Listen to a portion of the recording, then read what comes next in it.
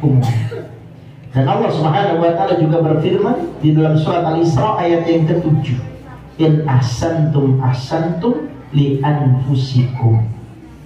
Kata Allah Subhanahu wa taala, jika kalian berbuat baik itu semuanya feedbacknya akan kembali kepada kita, untuk diri kita. Kita berbuat baik apapun kebaikannya. Bahkan di kalangan orang-orang kufar Quraisy, yang mereka ketika disampaikan oleh Nabi SAW bahwa orang yang sudah meninggal dunia akan mendapatkan adab bagi orang yang pelaku zalim, aniaya, kesyirikan, kekufuran di dunia, mereka tidak percaya. Mereka katakan itu dusta, tidak mungkin ada kehidupan lagi setelah kematian. Tapi sebagian mereka mikir, apa pikirannya? Kalau misalnya orang berbuat baik tapi belum sempat dibalas, kemudian sudah meninggal, kasihan amat ini orang.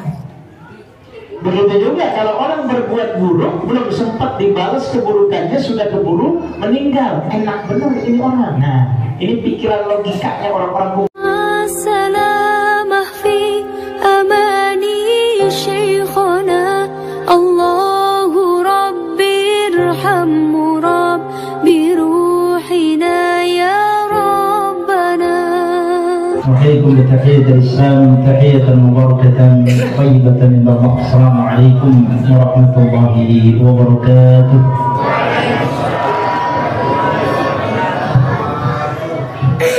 Innal hamdalillah nahmaduhu wa nasta'inuhu wa nastaghfiruh wa na'udzu billahi min shururi anfusina wa min sayyiati a'malina. May yahdihillahu fala mudilla lahu wa may yudlilhu fala hadiya lahu. أشهد أن لا إله إلا الله وحده لا شريك له وأشهد أن محمدا عبده ورسوله لا نبي ولا رسول بعده. قال الله تعالى في كتابه الكريم العظيم وهو أصدق القائلين وأحسن القائلين أعوذ بالله من الشيطان الرجيم يا أيها الذين آمنوا اتقوا الله حق تقاته ولا تموتن إلا وأنتم مسلمون. وقال أيضا يا أيها الذين آمنوا اتقوا الله وقولوا قولا سديدا يصلح لكم أعمالكم ويغفر لكم ذنوبكم ومن يطع الله ورسوله فقد فاز فوزا عظيما. قال الرسول صلى الله عليه وسلم في حديثه اتق الله حيثما كنت واتبع السيئة الحسنة تمحوها وخالق الناس بخلق حسن.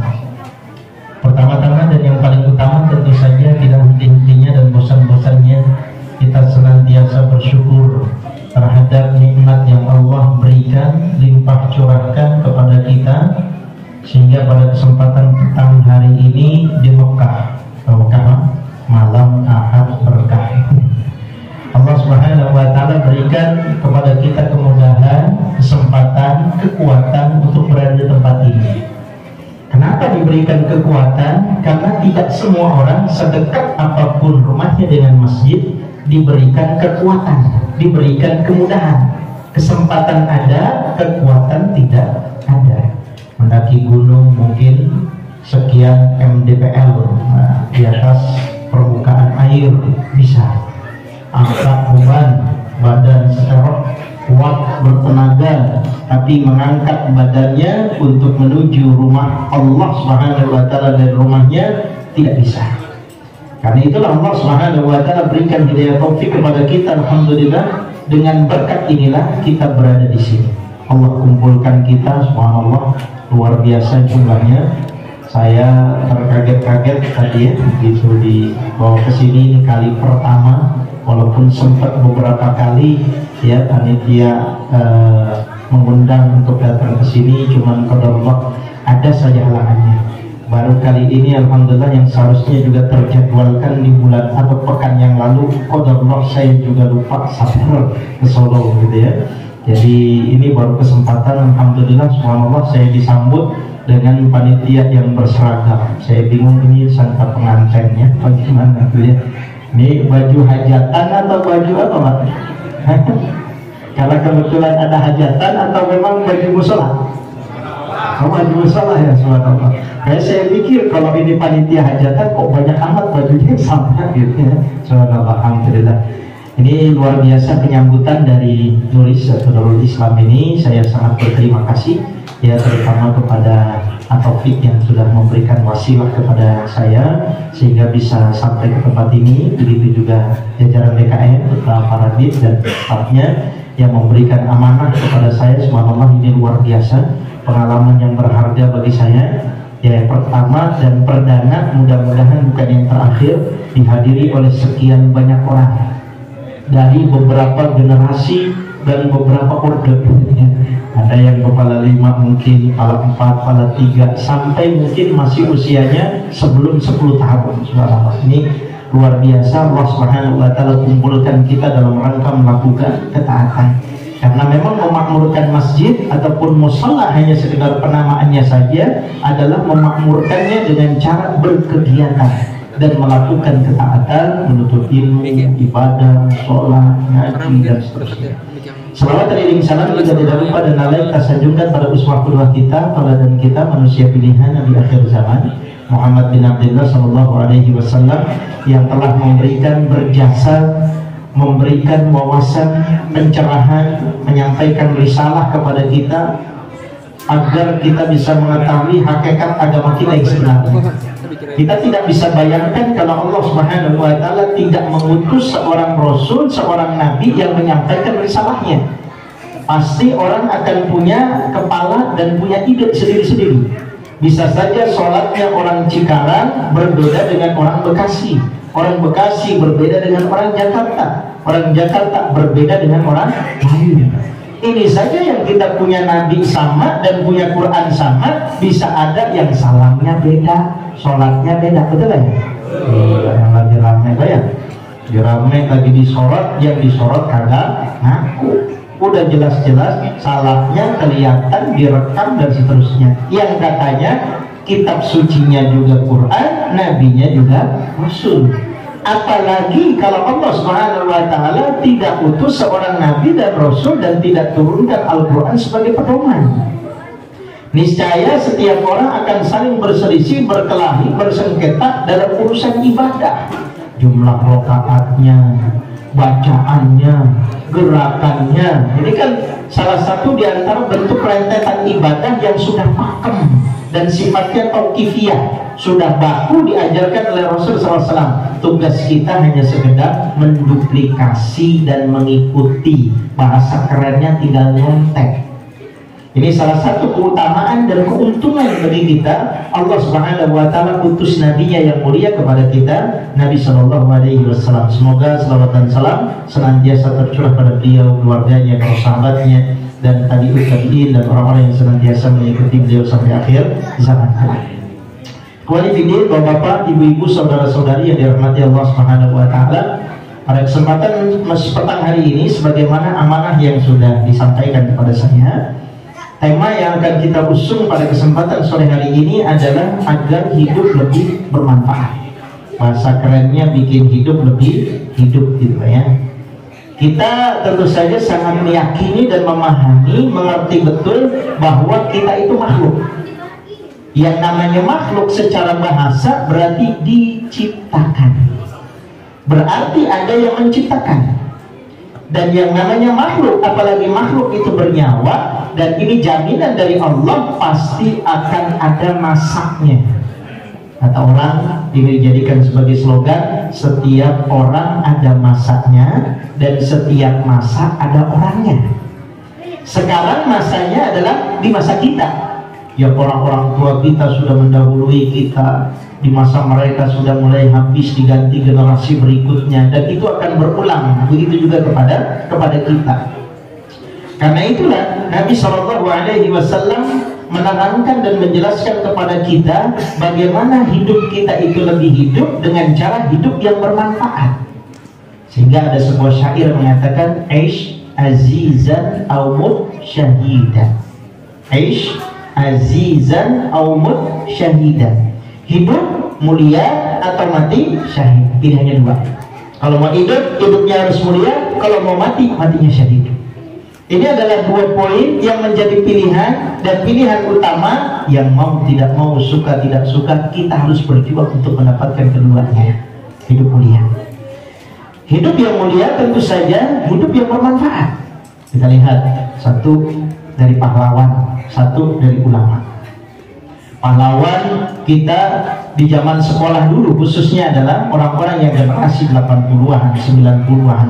Ketika kita diajarkan oleh pelajaran IPA, PS, PTKN, PMP zaman dulu Pak ya, kita diajarkan untuk menghafal para pahlawan karena mereka punya jasa, sehingga tempat pemakamannya berbeda ya, kemudian proses pemakamannya juga berbeda, bahkan diabadikan dengan berbagai macam hal, entah itu bentuk gambar, entah itu dijadikan mata uang, entah itu dibuat patung dan seterusnya, karena dinilai apa? Berjasa.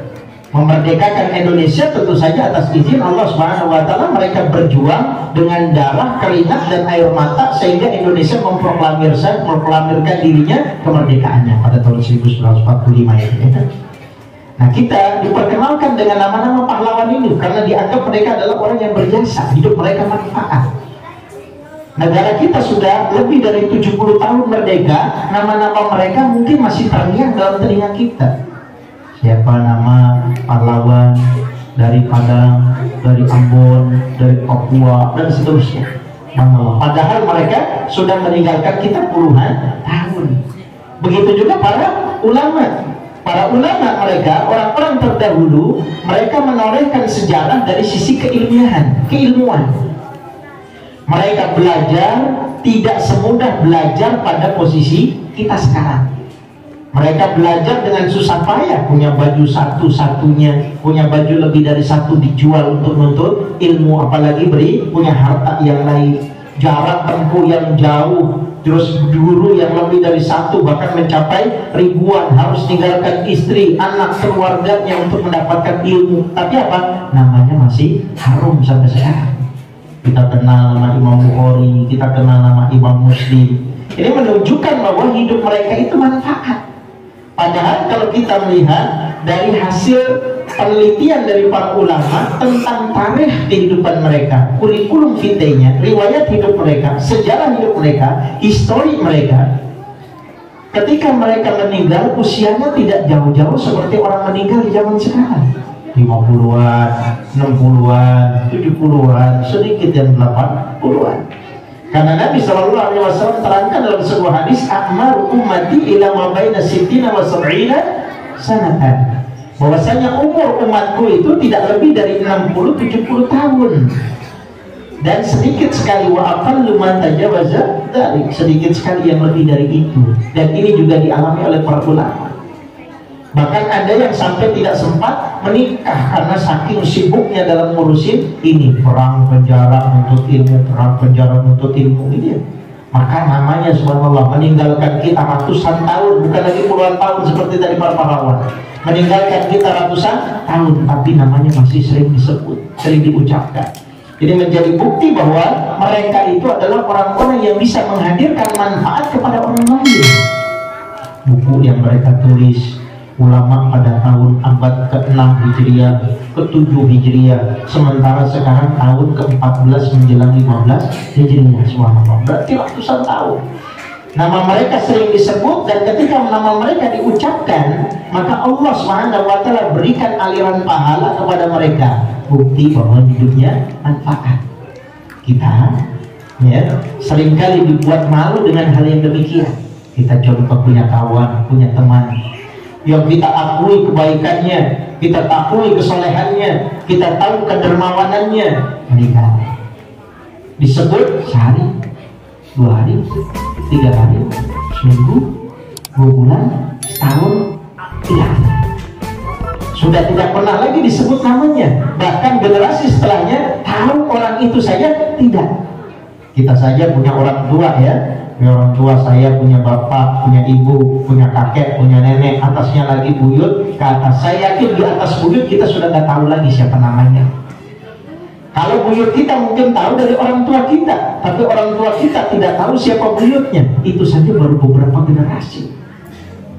Tapi generasi para ulama, mereka meninggalkan bekas dan merekam jejaknya, sehingga orang-orang yang setelahnya di kalangan kita bisa menilai, melihat bagaimana mereka menampilkan kehidupannya sehari-hari, kemudian mereka bisa menebar manfaat kepada banyak orang dengan keilmuan mereka, dengan kedisiplinan mereka, kesabaran mereka, ibadah mereka yang seringkali kita contoh. Ini manfaat. Karena itulah Nabi SAW bersabda dalam sebuah hadis, khairukum anfa'uhum linnas. Sebaik-baik manusia, sebaik-baik kalian adalah orang yang paling bermanfaat.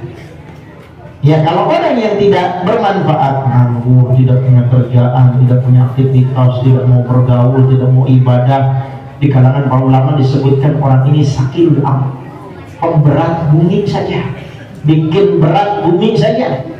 Karena kehidupannya seolah tidak berarti, tidak bermakna, bahkan tidak memaknai orang lain, tidak memberikan inspirasi, tidak memberikan motivasi, sehingga akhirnya apa? Justru menjadi benhaluk di kalangan kaum muslimin, manusia pada umumnya. Dan Allah Subhanahu wa taala juga berfirman di dalam surat Al-Isra ayat yang ke-7, in ahsantum ahsantum li anfusikum. Kata Allah Subhanahu wa taala, jika kalian berbuat baik itu semuanya feedbacknya akan kembali kepada kita, untuk diri kita. Kita berbuat baik apapun kebaikannya. Bahkan di kalangan orang-orang kufar Quraisy, ya mereka ketika disampaikan oleh Nabi SAW bahwa orang yang sudah meninggal dunia akan mendapatkan adab bagi orang yang pelaku zalim, aniaya, kesyirikan, kekufuran di dunia, mereka tidak percaya.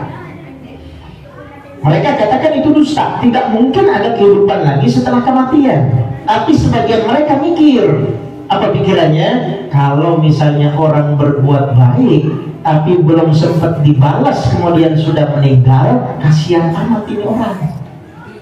Begitu juga kalau orang berbuat buruk, belum sempat dibalas keburukannya, sudah keburu meninggal, enak benar ini orang. Nah, ini pikiran logikanya orang-orang kufar Quraisy, ya. Sehingga semua perbuatan baik yang kita kerjakan itu akan kembali lagi kepada kita. Tidak mungkin orang menanam sesuatu yang keluar lain dari apa yang dia tanam. Maka Imam Asyuti, beliau dalam kitab beliau Ashbah wan Nadhair, beliau mengatakan al-muta'addi afdalu minal qasiri. Orang yang melakukan amal, yang amal itu manfaatnya untuk banyak orang, itu lebih afdol, lebih utama dibandingkan dengan manfaat yang diberikan kepada segelintir orang. Makanya kalau kita misalnya berwakaf, punya biaya, punya duit, ya, kita berwakaf, wakaf yang paling ditekankan, dianjurkan adalah wakaf yang sifatnya awet, sifatnya panjang, bahkan lebih panjang dari usia muwakifnya. Kenapa demikian? Karena diharapkan pahalanya terus mengalir. Itulah konsep daripada pahala yang memberikan manfaat kepada banyak orang. Dan Imam Syafi'i rahimahullah, beliau juga mengatakan afdalul ilmi, ya, talabul ilmi afdalu min salatin nafilah. Menuntut ilmu itu lebih afdal, lebih utama daripada sholat sunnah, ya. Berarti yang maslahatnya lebih besar, manfaatnya lebih besar, keutamaannya lebih besar, ini lebih afdal dan lebih utama. Ini bukti bahwasanya kita hidup itu harus bisa memberikan manfaat, bukan hanya untuk diri kita sendiri saja. Contoh kecilnya, kita sering egois dalam urusan apa? Doa. Ya Allah, berikan pada saya, berikan saya, berikan saya, berikan saya, gitu ya. Istrinya nggak diajak, anaknya nggak diajak, tetangganya lagi sakit nggak diajak, kaum muslimin nggak diajak, presiden negara kita nggak diajak, umat seluruh kaum muslimin nggak pernah didoakan, berikan saya terus. Itu kan contoh kecil. Maka manfaat yang kita berikan kepada umat dan kaum muslimin yang lebih banyak akan menjadikan hidup kita ini lebih. Dan Nabi SAW juga bersabda dalam hadis yang diriwayatkan muttafaqun alaih, man kana fi hajati akhihi kana Allah fi hajati. Siapa yang dia membantu saudaranya dalam urusan kebutuhan saudaranya, maka Allah akan membantu dia mencukupi kebutuhannya, ya. Ini soalnya hukum sebab dan akibat. Siapa yang mencukupi kebutuhan orang lain, membantu orang lain, Allah akan membantu dia. Ya seringkali lewat uluran tangan orang lain, seringkali lewat orang yang tidak kita kenal, seringkali kita istilahkan dalam istilah kita sering dapat rezeki mampol, rezeki mampol. Sehingga seringkali kita tidak duga, tahu-tahu datang. Ini bisa jadi karena pernah kita melakukan pertolongan kepada saudara-saudara kita. Karena itulah para ulama memberikan konsep kepada kita bagaimana caranya agar hidup kita itu lebih bermanfaat. Saya sudah siapkan ada sekitar 11 yang saya akan sampaikan secara ringkas.